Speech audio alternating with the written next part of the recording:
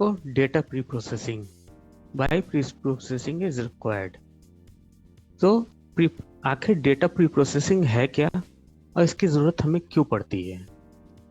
तो data pre processing का मतलब होता है कि कोई भी डेटा जो आप एक मशीन लर्निंग मॉडल में यूज करने जा रहे हो, उसके पहले यूज करने से पहले उसका एक ट्रांसफॉर्मेशन, उसको एक परिवर्तित करना पड़ता है जो कि उस मशीन लर्निंग मॉडल में यूज हो सके। ठीक है, जैसे कि आप ये समझ लीजिए कि आपकी गाड़ी पेट्रोल से चलती है। ठीक है, पेट्रोल एक क्रूड फॉर्म में निकलता है, क्रूड जिसको हम कहते हैं क्रूड। ठीक है, क्या अगर आप डायरेक्टली उस क्रूड को अपने स्कूटर या बाइक या कार में डाल देंगे तो क्या आपकी कार चलेगी? नहीं चलेगी, क्योंकि वो एक क्रूड फॉर्म में, एक जो फॉर्म उसका है वो यूजेबल नहीं है। तो सेम तरीका यहाँ पर होता है, जब हम आप पूरे तरीके से डेटा को प्री प्रोसेस कर देते हो जो कि मशीन लर्निंग मॉडल में चाहिए होता है, तब आप उसको यूज कर सकते हो। जैसे पेट्रोल, जैसा एग्जांपल दिया, क्रूड को हमने पूरा रिफाइन कर दिया, उसको फिल्टर कर दिया, उसको जब वो एक्चुअल यूज करने लायक आता है तब हम उसको यूज करते हैं। तो उसी को हम डेटा प्री प्रोसेसिंग कहते हैं। Quality of data is important. ठीक है, जो क्वालिटी ऑफ डेटा जो प्री प्रोसेस कर रहा है उसकी क्वालिटी बहुत इंपॉर्टेंट होती है। उसी पे परफॉर्मेंस आपके मशीन लर्निंग का डिपेंड करता है। यानी कि अगर आप क्रूड को अच्छे तरीके से रिफाइन नहीं करोगे, ठीक है, तो हो सकता है कि आपका जो परफॉर्मेंस है पूरा ना मिल पाए आपको गाड़ी में। हो सकता है उसमें थोड़ी बहुत कमी आ जाए, हो सकता है गाड़ी में कुछ खराबी भी हो जाए। तो इसलिए quality of data is important. Sources, आपका जो डेटा है उसके कई सोर्सेज हो सकते हैं। गवर्नमेंट डेटाबेसेस, गवर्नमेंट कुछ डेटा होती है जो पब्लिक करती है, जैसे गवर्नमेंट हॉस्पिटल्स हो गए। ठीक है, या गवर्नमेंट आपके क्या कहते हैं रिलेटेड टू फाइनेंस मार्केट हो गया, कुछ डेटा वो पब्लिक करती है जो कि आप गवर्नमेंट वेबसाइट से उठा सकते हैं। ऐसी यूएस गवर्नमेंट की कई वेबसाइट हैं जो डेटा देती हैं, जिनको यूज करके लोग प्रैक्टिस करते हैं। ठीक है, कई बार वो एक्चुअल में भी, नॉट ओनली प्रैक्टिस, वो एक्चुअल लाइफ में भी वो डेटा यूज होता है। ठीक है, ऐसे ही प्रोफेशनल और कंपनी, कई कंपनी भी अपना डेटा रिलीज करती हैं, उसको पब्लिक डेटा करती हैं, उसको यूज किया जाता है। और आपकी खुद की कंपनी, आप किसी प्रोजेक्ट पे काम कर रहे हो तो जाहिर सी बात है जो डेटा है मशीन लर्निंग मॉडल का वो आपको कंपनी के अंदर से ही मिलेगा, उसी पे आप काम करोगे। कई बार ये भी हो सकता है कि आप एक पब्लिक डेटा ले करके, क्योंकि वो एक बड़ी रिपोजिटरी होती है, वहां से आपने डेटा लिया, उसको यूज करके एक मॉडल बनाया, फिर उसको अप्लाई किया। ठीक है, data will never be in the format you need. ठीक है, डेटा आपका कभी भी उस फॉर्मेट में नहीं होता है जिसमें आपको यूज चाहिए। इसलिए हम पांडास डेटा फ्रेम यूज करते हैं, जैसे पाइथन में। अगर आप पाइथन जानते हैं, पांडास जानते हैं, तो आप इसको समझ सकते हैं कि इस तरीके से पांडास यूज होता है कहीं भी।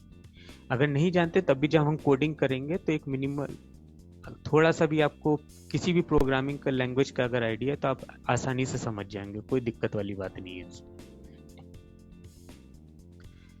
अब कॉलम्स टू रिमूव, मतलब डेटा प्रोसेसिंग में एक तरीका ये भी होता है कि जैसे किसी कॉलम में आपके डेटा कम है या कुछ मिसिंग डेटा है, तो आप क्या कर सकते हो, उस कॉलम को रिमूव भी कर सकते हैं। या डुप्लीकेट कॉलम है, डुप्लीकेट इन द सेंस कि मान लीजिए कि हाइट आपकी मीटर में भी दे दी है, सेंटीमीटर में भी दे दी गई है, तो दोनों को रखने का कोई फायदा नहीं है। आप उसमें से एक फीचर हटा सकते हैं। सेंटीमीटर वाला आपने मान लीजिए हटा दिया, इसको हम डुप्लीकेट या कोर रिलेशन भी कहते हैं।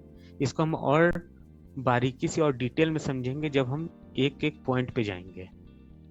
Learning algorithms understand only number, इसका मतलब ये है कि जो भी डेटा है आपका वो न्यूमेरिकल फॉर्म में होना चाहिए, मतलब नंबर, संख्या के फॉर्म में होना चाहिए। मान लीजिए कि कोई फीचर है जिसमें लिखा हुआ है, जैसे आपका ये कॉलम है, ठीक है, इसमें फीचर एक एक्स दिया हुआ है। अब इसमें ये लिखा है कि आपको डायबिटीज है कि नहीं है, तो यस और नो में दिया हुआ है। यस, ये नंबर 1 है, ये फर्स्ट रो है, सेकंड रो में इसको नो दे दिया गया है। ठीक है, ऐसे कई कई रोज होंगी, डेटा ढेर सारा होगा, तो ये यस और नो जो होता है ये न्यूमेरिकल फॉर्म तो नहीं है, तो ये यूजेबल नहीं है डेटा। ये आप मशीन लर्निंग मॉडल में यूज नहीं कर सकते। तो तरीका क्या है, इसको हम बदलते हैं। यस को मान लीजिए आपने 0 कह दिया और नो को 1 कह दिया, तो इस तरीके से आप इसको यूजेबल कन्वर्ट कर देते हो इसको। ठीक है, तो इसको हम क्या कहते हैं, इस पे हम आएंगे डिटेल में। इसको हम क्या कहते हैं, इम्प्यूट भी कहते हैं, डेटा इम्प्यूटिंग।